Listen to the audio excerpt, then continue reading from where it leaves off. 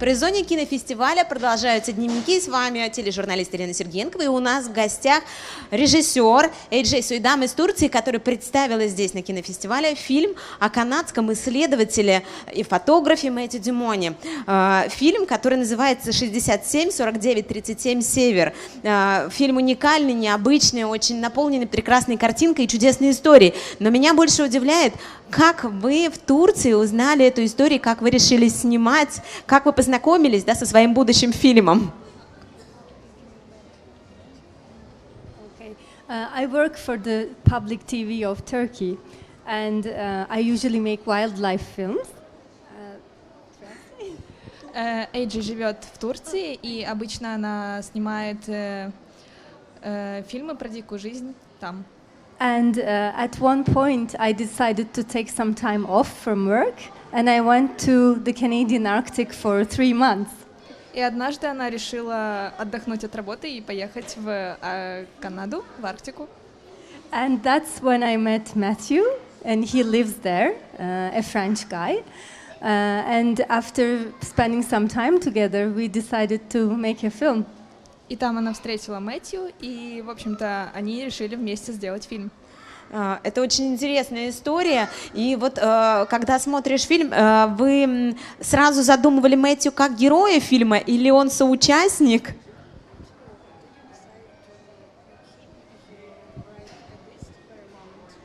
Not really.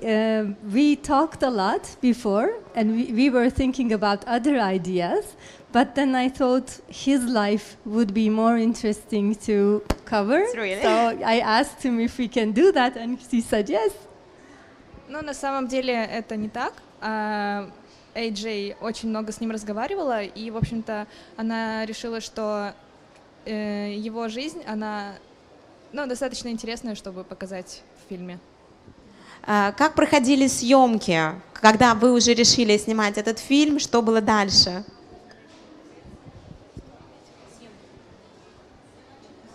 Как снимали фильм? Как работали? After I went back to Turkey, I gave the proposal to TRT, the TV I'm working for, and they approved it. So I went back again twice for 3 weeks each time.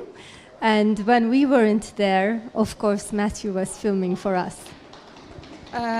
После того, как Эйджи посетила Канаду, она вернулась в Турцию и предложила своей компании сделать фильм.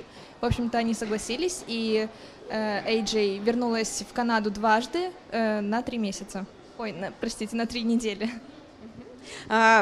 Вы снимали одна, или у вас была команда операторов еще? Как вот этот процесс проходил? When I first went, when I first went, I was alone for those 3 months. But then for filming, I went back with 2 cameramen from Turkey. В первый раз, когда Эйджи посетила Канаду, она была одна, но затем она вернулась с командой, со съемочной группой. Сколько материала вы отсняли? Ну, потрясающая картинка, потрясающие кадры. Сколько всего приходилось снимать, сколько исходного съемочного материала есть?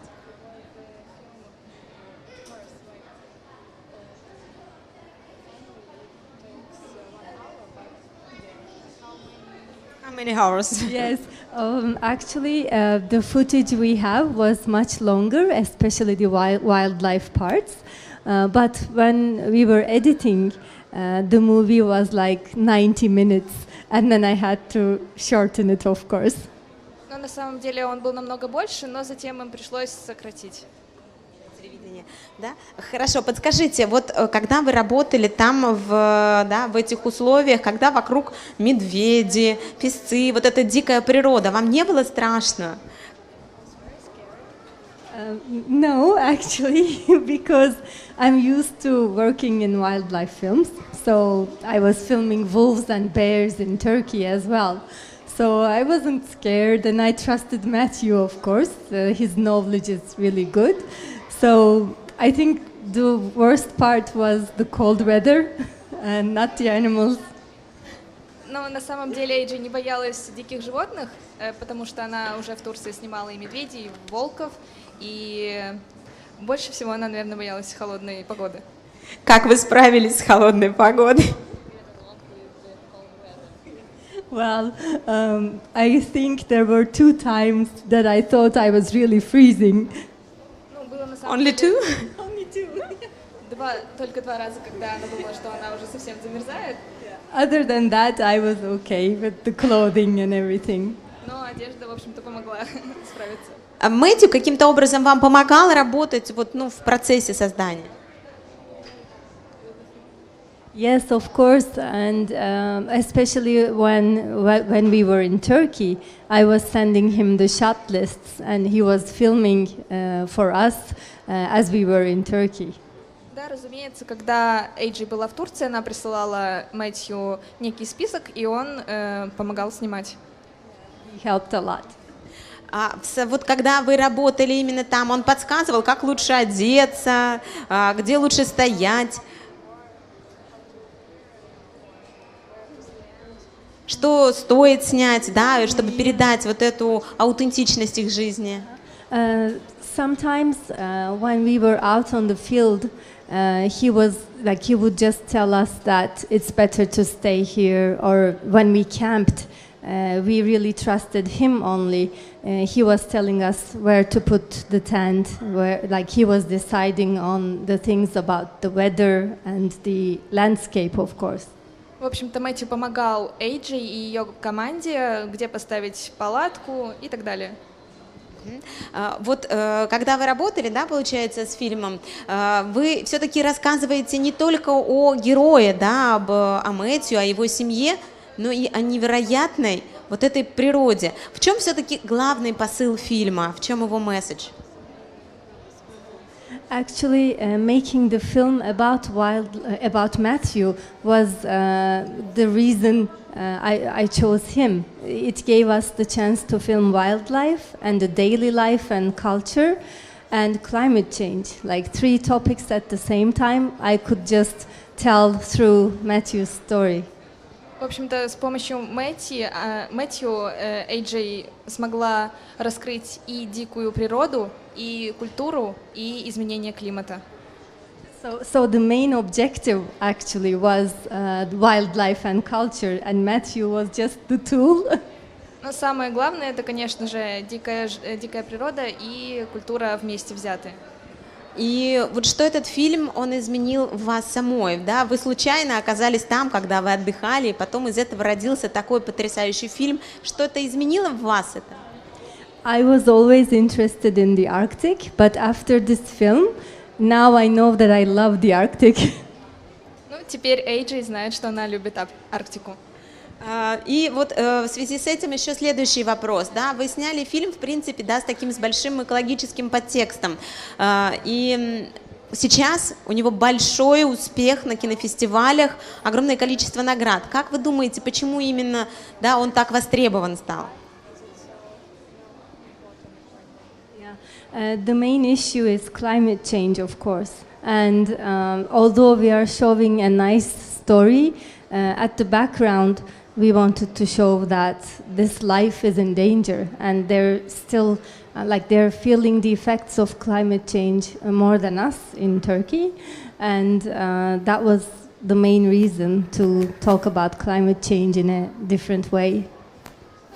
Главной целью фильма было показать изменение климата, и поэтому, так как это очень сильно влияет на Арктику, Эйджи решила снять фильм.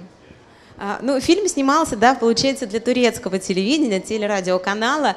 Как было воспринято зрителями в Турции, которым, да, далеко, в общем-то, до Арктики? Насколько им это оказалось тоже интересно, востребовано? Как ваши коллеги отнеслись к результатам вашего труда? Yes, of course, the main audience for this film was the Turkish audience, and they were very interested because it's an unfamiliar surrounding for them. And they, most of the time, they're curious about it, but then they also think, like, why do these people live there? And they were kind of surprised at the life. Ну, на самом деле, да, этот фильм был сделан в основном для турецкой аудитории, и они очень были удивлены, почему вообще люди живут там, здесь так сложно, поэтому вот. И вот еще, как родилось у вас название фильма?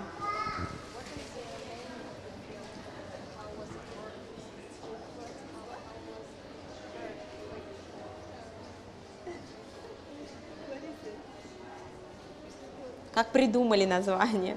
How you create the name of the film? The title? Oh, I thought it should be something interesting that people wouldn't recognize at once.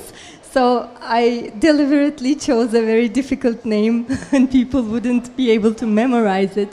But it served its purpose because every time somebody asks about the name of the film, they say, "What? So what is that? How will we memorize that?" So that creates some kind of interest in the film too. Ну, на самом деле, название фильма, оно вызывает большой интерес, и часто люди спрашивают, что это вообще значит. Что это значит? It means the parallel, actually. Where is Matthew? The geographical parallel numbers. Ваш фильм уже показывали на нескольких площадках, и вы уже общались со зрителями, как прошли встречи, какие задавали вопросы, как вы почувствовали внимание аудитории, какой отклик? I was actually very, very happy with the audience reaction because I thought everyone here is somehow familiar with this environment and they live here. And so I was a little bit worried if they would be interested or not, but they said they loved it, so it made me really, really happy. На самом деле, Эйджи была очень удивлена реакцией публики, так как она думала, раз мы живем в Арктике, то мы не будем удивлены, но было очень много вопросов, и Эйджи очень рада. Ну и один раз фильм показывали на социальной площадке для людей с ограниченными возможностями здоровья. Как прошел этот показ?